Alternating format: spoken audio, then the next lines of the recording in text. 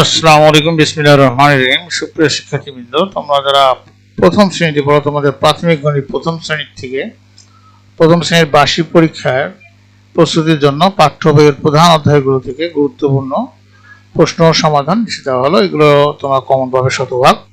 তো 1 নম্বর প্রশ্ন ছিল তুলনা করি ও গণনা করি।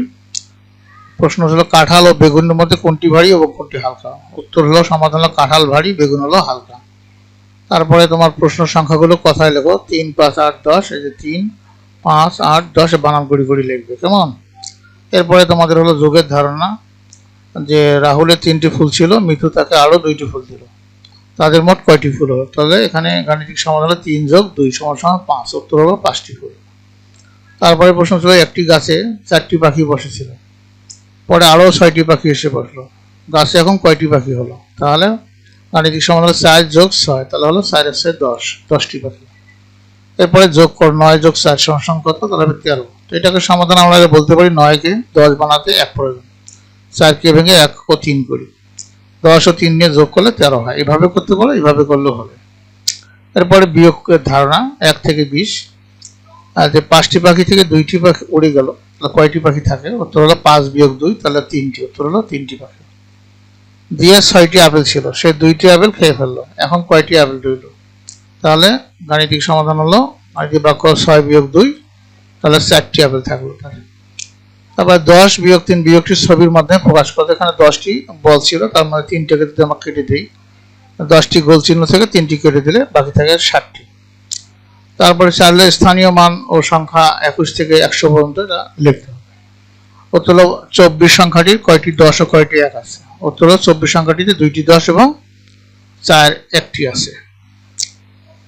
3টি 10 ও 0টি নিয়ে 1 নিয়ে বা 0টি 1 নিয়ে গঠিত সংখ্যাটি কত? তাহলে 3 + 0, তাহলে 30 হবে। সংখ্যাটি হবে 30।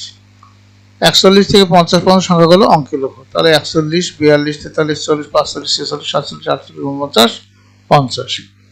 এরপরে বড় ছোট তুলনা ক্রম, 12, 25, 18, 27, 21 সংখ্যাগুলোকে ছোট থেকে বড় ক্রমে সাজাও।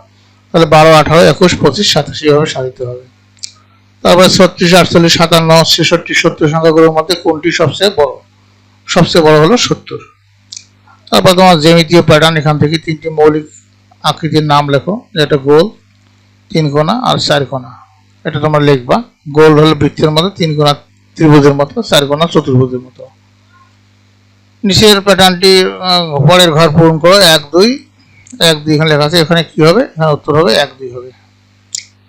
তা বাংলাদেশি মুদ্রা ও নোট, একটি খেলনার দাম 60 টাকা। তুমি কোন কোন নোট ব্যবহার করে খেলনাটি কিনতে পারো? তাহলে একটি 50 টাকা নোট এবং একটি 10 টাকা নোট ব্যবহার করে, অথবা 3টি 20 টাকা নোট ব্যবহার করে তোমরা খেলনাটি কিনতে পারো। 10 টাকার নোট এবং 20 টাকার নোট মিলে মোট কত টাকা হয়? উত্তর হলো 10 টাকা আর 20 টাকা মিলে 30 টাকা হয়। এরপরে হলো বড় সংখ্যা যোগ ও বিয়োগ নিজে করি অংশ থেকে। হালিমার 25টি গল্পের বই ছিল, মেলা থেকে সে আরো 12টি বই কিনলো, এখন তার কতগুলো বই হলো? উত্তর হবে 25 + 12, তাহলে হবে 37। উত্তরটি হবে 37টি বই। তারপরে স্বামী 75 টাকা নিয়ে দোকানে গেল, সে 41 টাকা খরচ করলো, তার কাছে কত টাকা রইল? তাহলে 75 - 41, তাহলে হলো 34। উত্তর হবে 34। তোমাদের পরীক্ষার টিপসগুলো হলো প্রতিদিন 1 থেকে 100 পর্যন্ত সংখ্যাগুলো অঙ্কে ও কথায় লেখার অভ্যাস করবে। ছোট বড় সংখ্যা চেনা এবং ক্রমানুসারে সাজানো ভালোভাবে আয়ত্ত করবে। যোগ ও বিয়োগ করার সময় হাতের আঙ্গুল বা গোল চিহ্ন ব্যবহার করে সঠিকতা যাচাই করবে। বার্ষিক পরীক্ষা ভালো করার জন্য বইটিতে নিজে করি পৃষ্ঠা হলো 79, 109 এবং 117 অংশের সমস্যাগুলো বারবার সমাধান করবে, কেমন? তো তোমাদের সার্বিক মঙ্গল সুস্বাস্থ্য কামনা করে পরবর্তীতে আমরা ইংলিশ ক্লাস নিয়ে আলোচনা করব। তো তোমাদের সুস্বাস্থ্য কামনা করে এবং পরবর্তী ক্লাস দেখার আমন্ত্রণ জানিয়ে সেখানেই বিদায় নিচ্ছি। খোদা হাফেজ।